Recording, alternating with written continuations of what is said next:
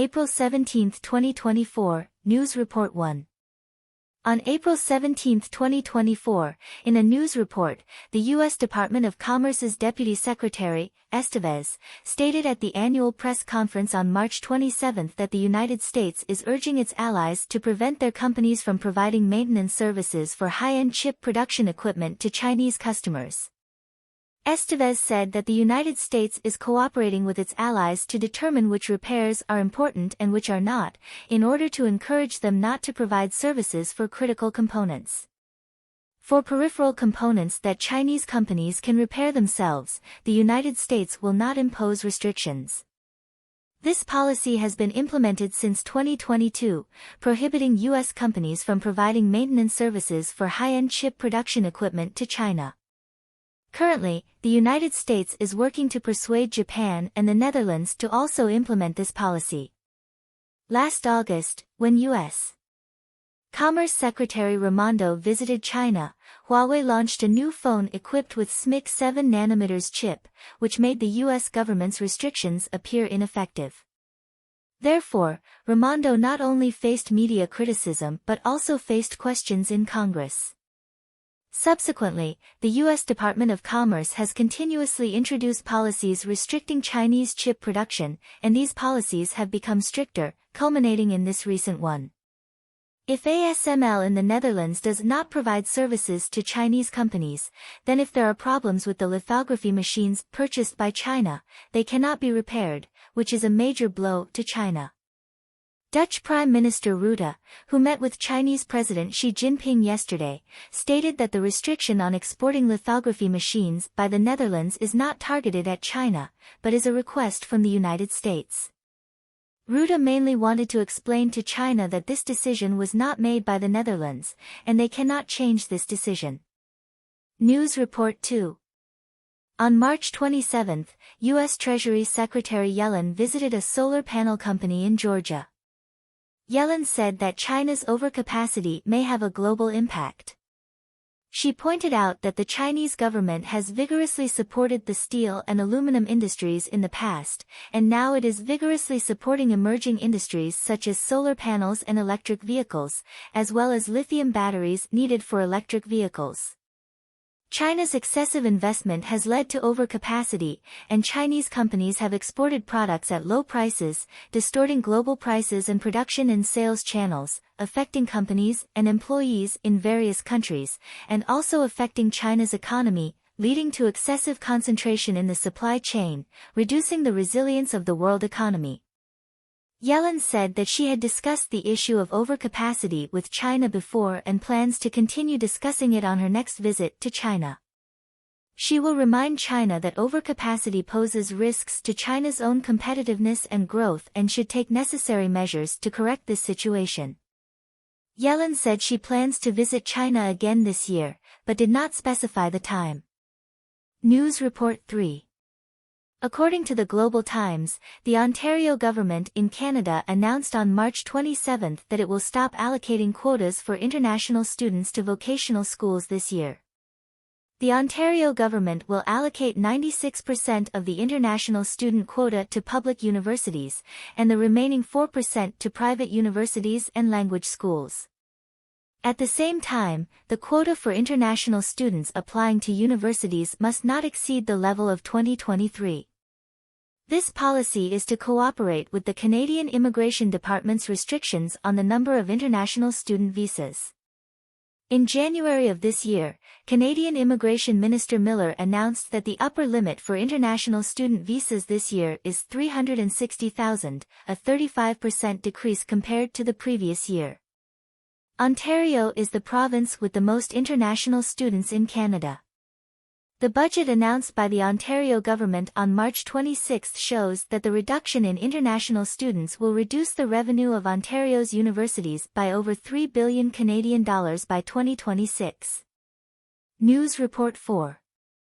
According to Radio France Internationale, Fiji Prime Minister Bainimarama stated in an interview with the Australian Broadcasting Corporation on March 27 that he has ordered Chinese police officers in Fiji to return to China and requested China to stop sending police officers to Fiji.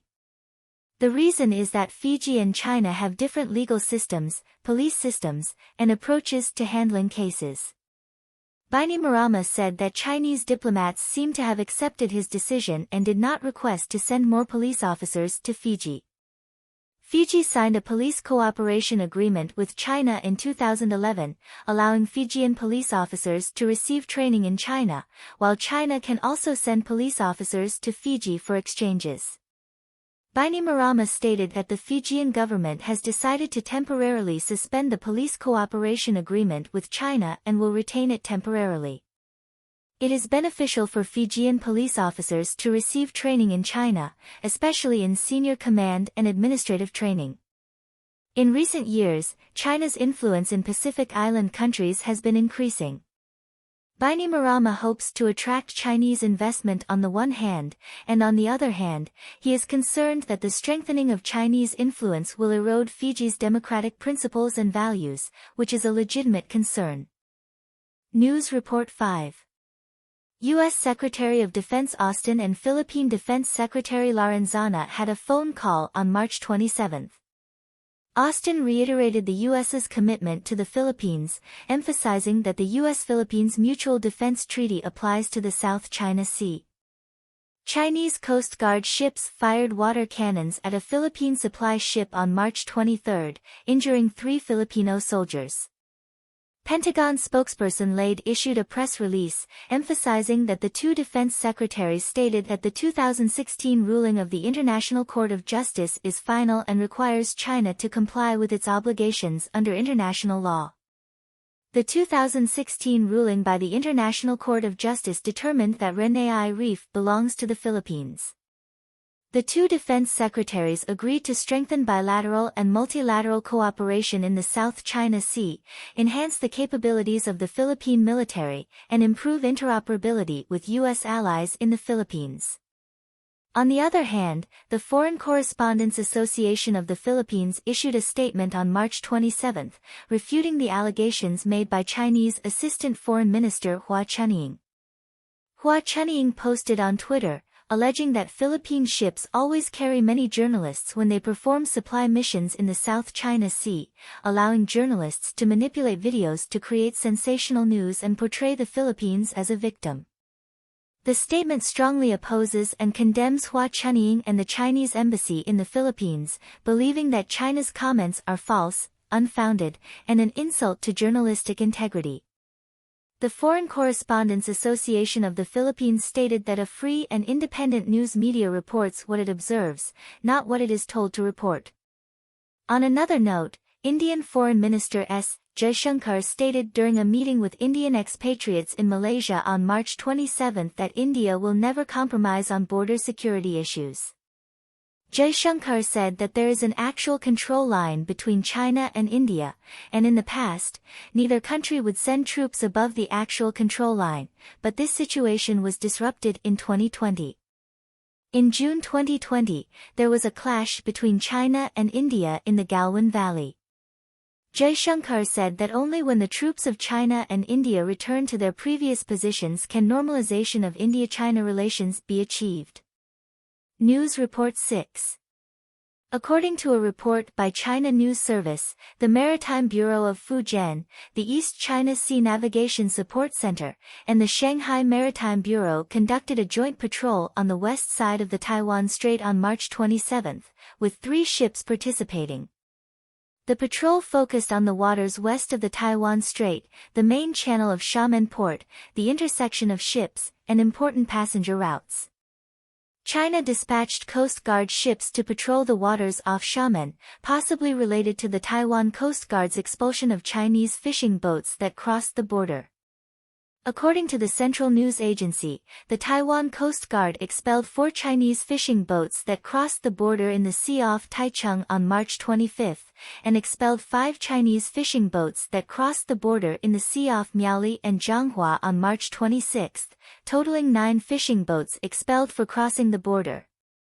In addition, a delegation from the European Parliament's Delegation for Relations with China arrived in Taiwan for a 4-day visit on March 25. The head of the delegation, Boraz Herons, stated at a press conference on March 27 that the purpose of the visit was to promote cooperation between the people, political parties, and parliaments of Taiwan and Europe. He stated that Europe no longer views Taiwan from China's perspective or from the perspective of cross-strait relations, but hopes that Taiwan and Europe can strengthen economic and trade exchanges and share diverse cultural values. Regarding whether Europe will sell weapons to Taiwan, Boraz Herons stated that European fighter jets and tanks may not necessarily meet Taiwan's needs, so this issue needs further discussion. News Report 7. Kyodo News reported that Japan plans to upgrade 5 airports and 11 ports to ensure that they can be used by the Self-Defense Forces and the Maritime Self-Defense Force in the event of a military emergency. Upgrades include building longer runways and larger aprons for airports for fighter jets and transport planes to use. At the same time, larger docks will be built for ports to accommodate destroyers and large ships. These 5 airports are located in Fukuoka, Nagasaki, Miyazaki, and Okinawa is where the U.S. military is stationed in Japan. Among the 11 ports, 5 are located in Hokkaido, and 4 are located in the Shikoku region, including Kagawa, Kochi, Fukuoka, and Okinawa. Kyodo News analysis suggests that Japan has tense relations with China over the Senkaku Islands issue and is also concerned about conflicts in the Taiwan Strait. Therefore, in recent years, Japan has been strengthening the defense capabilities of its remote islands in the southwest, which are adjacent to Taiwan. News Report 8. According to Radio France Internationale, the U.S. Treasury Department announced sanctions on March 27 against 6 individuals and 2 entities, accusing them of providing funds to North Korea's weapons program.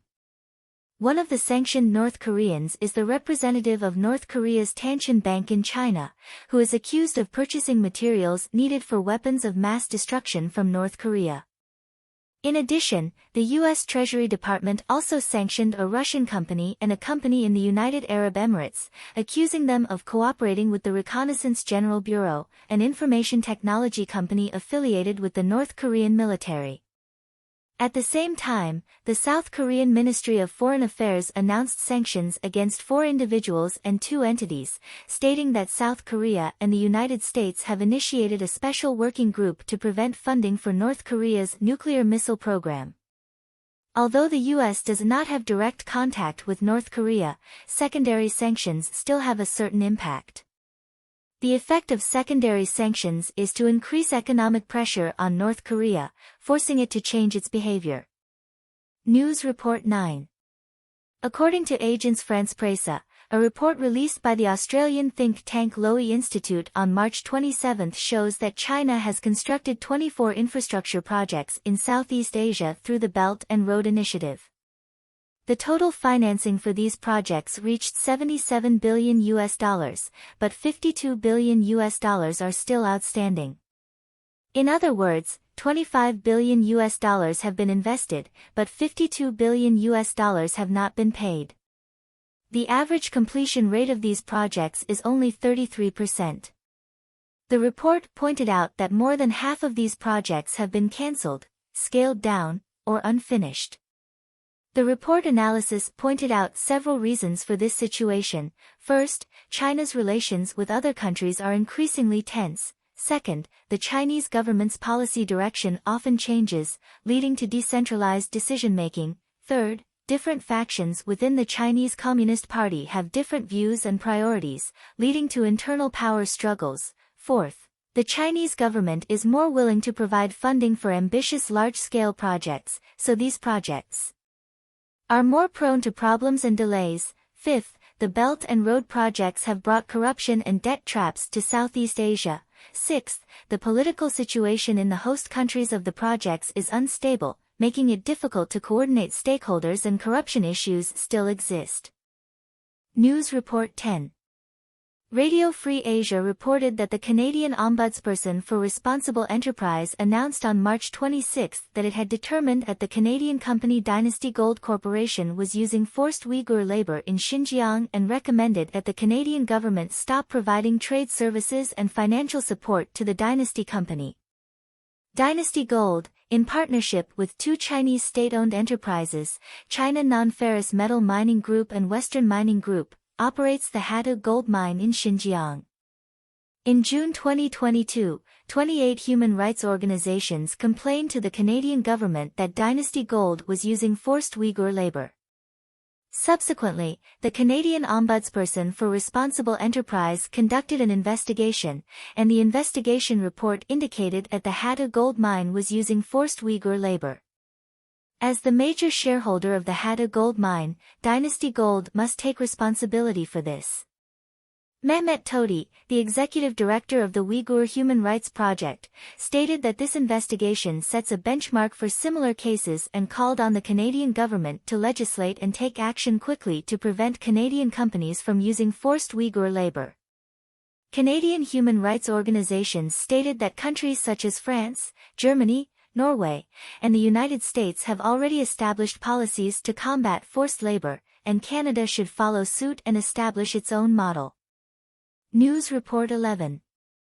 The Beijing Municipal Commission of Housing and Urban-Rural Development issued a notice to abolish the provision that prohibits buying houses within 3 years of divorce, starting from March 27. Over the past decade, housing prices in China have been rising continuously. To curb overheating in the property market, Beijing stipulated that a family can only buy 2 houses. However, some people, in order to invest in housing, evade the purchase restrictions by divorcing and transferring the property to one person's name after divorce while the other continues to buy.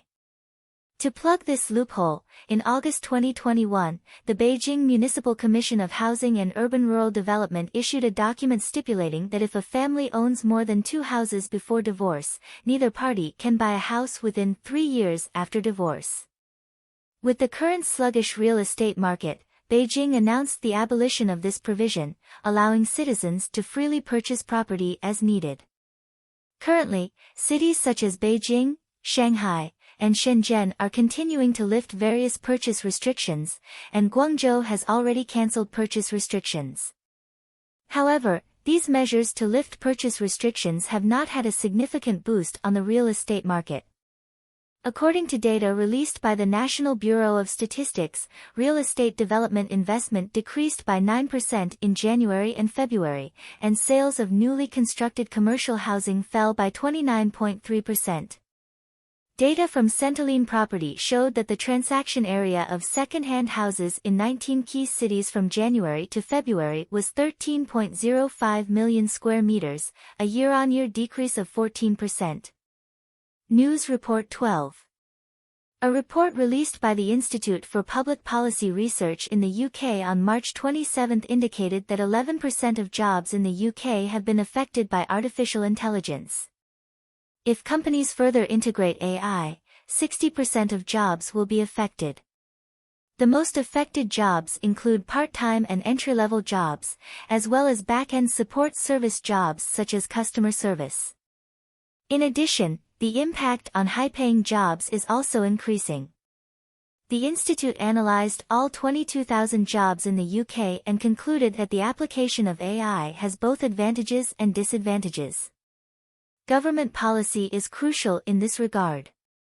If the UK government does not change its current policies, 8 million people will be replaced by AI.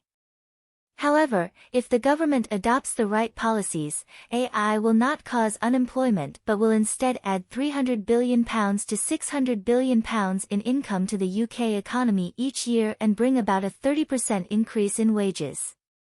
The report recommends that the government formulate an AI strategy, support job transitions, distribute the benefits of automation across the economy, and prevent them from being monopolized by a few companies.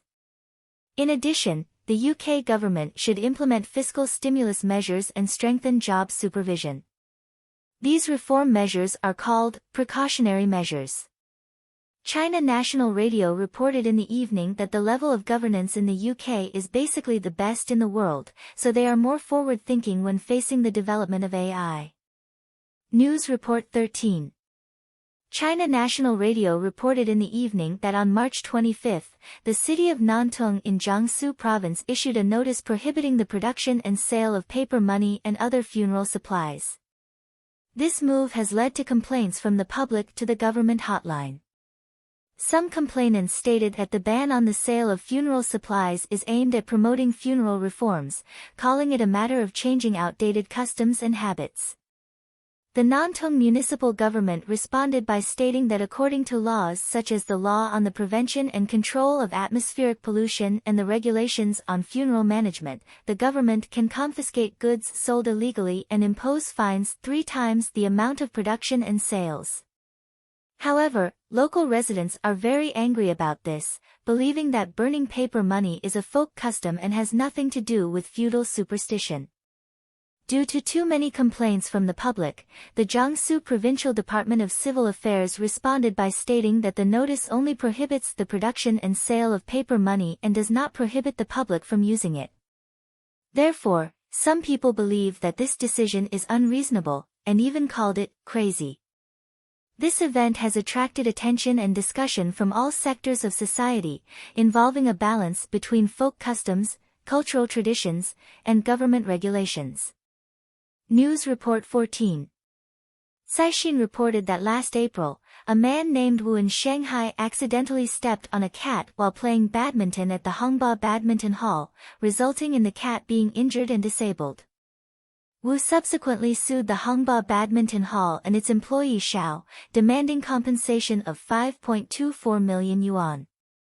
Xiao argued that he was just feeding a stray cat and was not the cat's owner, calling the cat a rogue cat.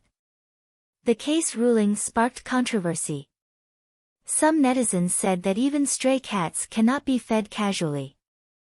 Yang Lisin, a professor of law at Renmin University of China, said that the plaintiff paid to play at the badminton hall, so the hall should ensure the safety of the players. If a stray cat enters and causes injury, the hall should be held responsible. On March 27, the Minhang District Court in Shanghai announced the initiation of a retrial procedure to rehear the case.